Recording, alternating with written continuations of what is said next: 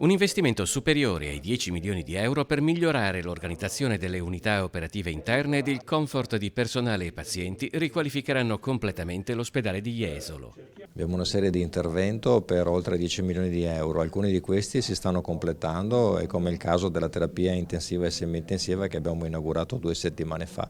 A seguire abbiamo interventi del PNRR, la Casa della Comunità e l'ospedale di comunità, e abbiamo anche interventi nell'ambito della radiologia, quindi la parte diagnostica che verrà ampliata e ristrutturata, dei poliambulatori specialistici e ovviamente i percorsi di collegamento tra servizi diagnostici e servizi poliambulatoriali. Dal punto di vista estetico, la facciata esterna a fronte mare riprenderà l'aspetto originale della struttura nata nel 1917 come istituto balneo-elioterapico di Cava Zuccherina.